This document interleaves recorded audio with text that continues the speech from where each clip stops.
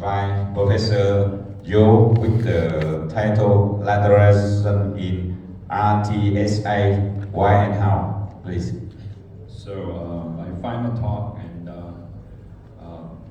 I think it's a little bit, it's all my talks seem to be a little bit confusing because I'm confused. And I'd like to thank again that to give me an opportunity. Tan Nam seems to be actually speaking, but he's not actually, he's singing. It's not talking, he's singing most of the time. Dr. O used it before, so it's less interesting. Tell me one.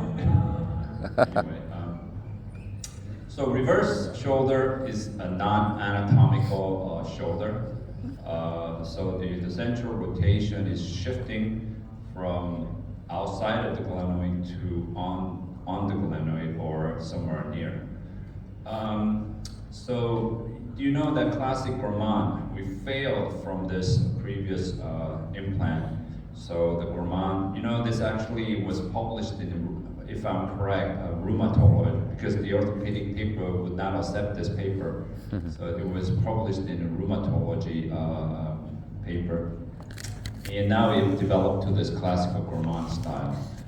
And so the primary concept of Gourmand was inlay and medialization. And we still have this good results with this almighty Gourmand prosthesis with very long-term follow-up 2017 with 164 delta. And the results are pretty good. So why do we need a different implant? Why do we need a lateralized or some other implant? So the issue of Gourmand style prosthesis, there has been very good results, but then we had some troubles with scapular notching and instability and other problems. So the issue of the Gourmand style. So the reverse shoulder design was actually 25 millimeter and to 40 millimeter inferior and 5 to 20 millimeter medial translation of the anatomy. This was the basic concept. And what this does is that it medially translates the humerus, and it very shortens the rotator cuff muscle. So it limits their ability to generate active internal and external rotation. Second issue is that we inferiorly translate the humerus, and it's biomechanically unfavorable because it alters the native orientation and the humeral muscle insertion relative to the COR. Third, in this inferior translation, elongates the deltoid beyond its native length, and it tensions the acromion and the scapula, and also that we see with the fractures, and which seems to be kind of serious complication. And if you combine this inferior and medial translating, you loses delta, it elongates the deltoid to 20% and reduces deltoid wrapping, and it negatively implicate the joint stability, reduces range of motion, and it shortens rotator cuff muscle as much as 40%. And the issue of this wrapping angle and decreases from 48 degrees to about 8 degrees, contributing to the instability. What about neck shaft angle? Dr. O talked about many things about this also in previous talk, but the traditional 155 has now seen a lot of notching, even with inferior offset, because the way it is made.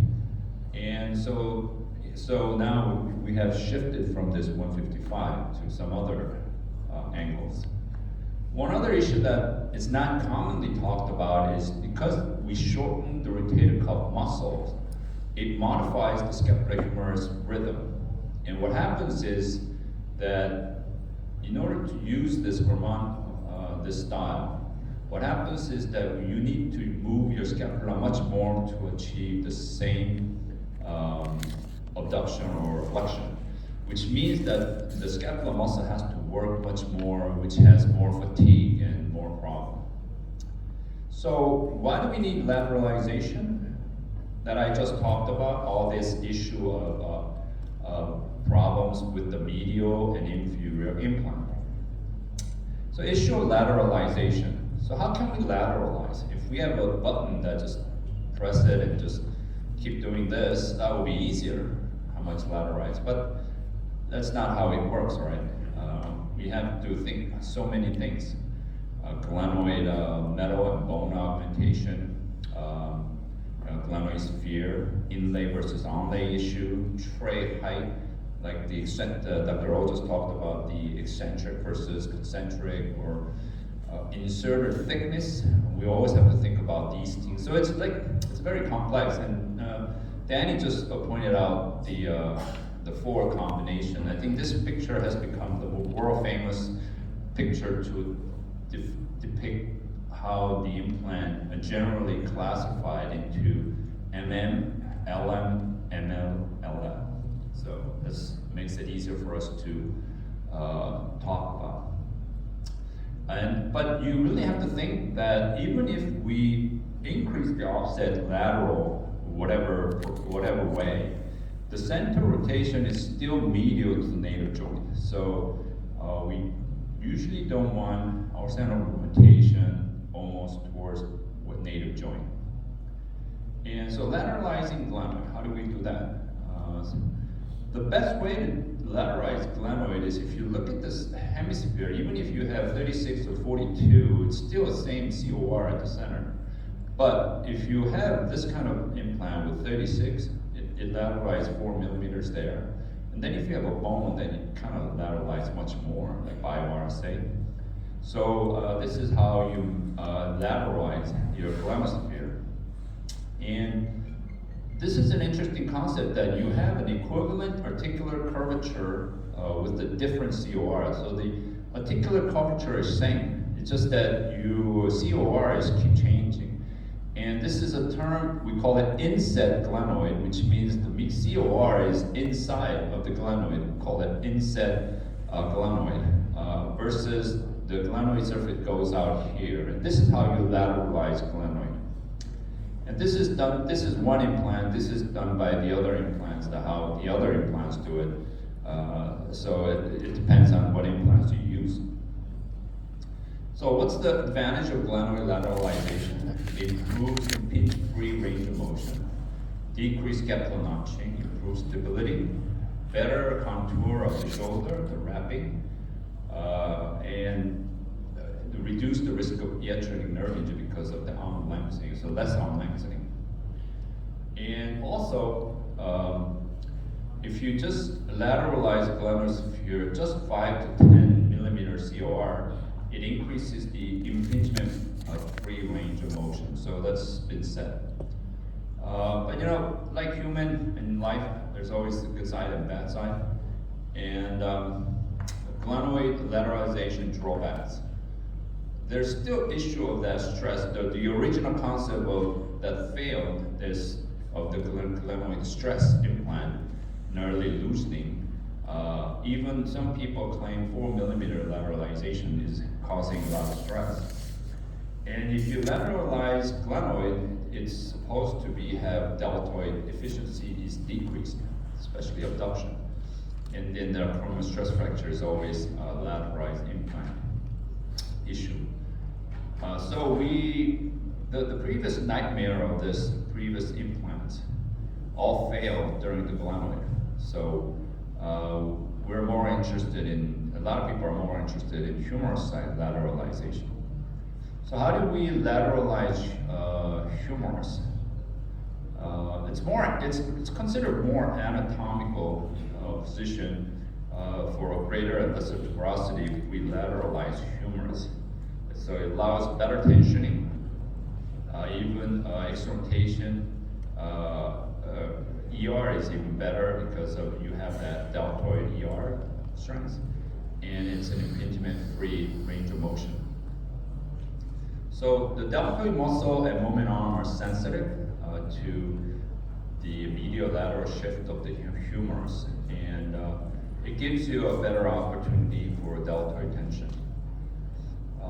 And also, it reduces notching. One study showed about 50% compared to the medialized implant. And it possibly decreases the deltoid for reduced abduction through deltoid wrapping. So, the possible overcome of glenoid lateral drawback without increasing the glenosphere base plate loosening and decreasing deltoid efficiency. So, but of course there are drawbacks of the humeral lateralization. Is stress on the acromion. It's considered less stable than the glenoid lateralization. The potential risk of modularity, because there are a lot of options in the humerus, and increase in complete thickness, it's less stable and more motion issues. So if we look at the implant design, how are we going to lateralize? There's two options in terms of inlay versus onlay. And I want to give you some thoughts on inlay versus onlay, because you think inlay is medial and onlay is lateral, but if you think the inlay implant is set into the metaphysis, onlay is on top of the metaphysis. This is the definition of inlay versus onlay. But if you look at the issues, inlay, no humeral lateralization, onlay, humeral lateralization, this is what we basically think, right? But if you look at this X-ray, in this study, only 1/3 of the inlay prosthesis is flush to your cut. And most of them, 66%, is on top of this. So actually it's on top of your cut. So it's supposed to be inlay, but it's not inlay, it's kind of onlay. And inlay mismatch plus offset. And this happens because the inlay is too big, and the metaphysis is kind of small. So the patient decides on prosthetic option of this inlay, it doesn't really fit too well.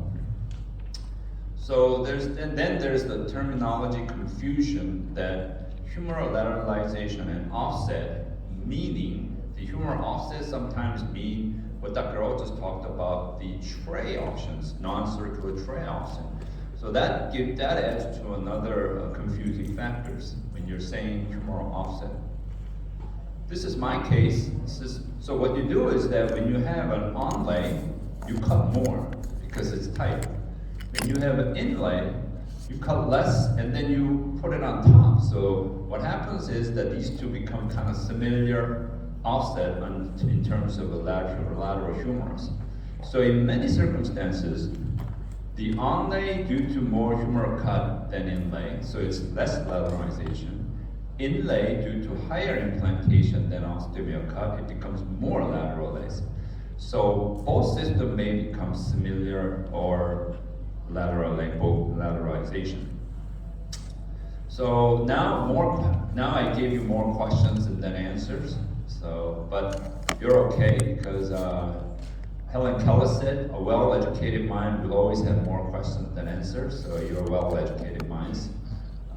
And to add more questions, there are so many companies with so many implants. You really have to know your implant to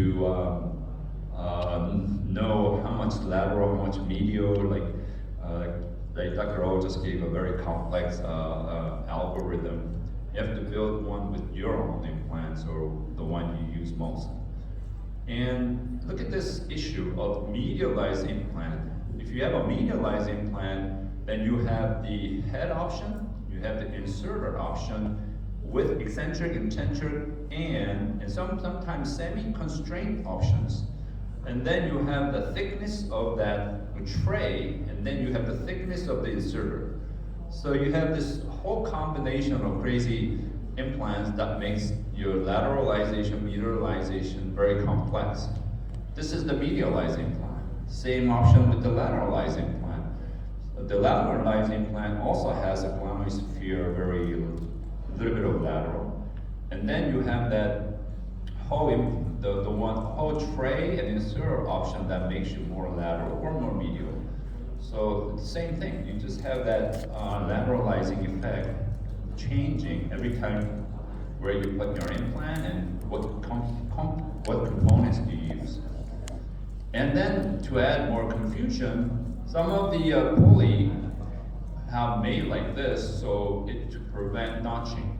So there are like the horseshoe shaped inlays or wedge inlays, which I don't have experience, but this is made so that you can prevent notching a little bit better. So how much? I don't know. I don't have questions, but usually the glenoid is considered less than 10 millimeters. And humerus, usually if you use an onlay, it's about 10 to 15 millimeters.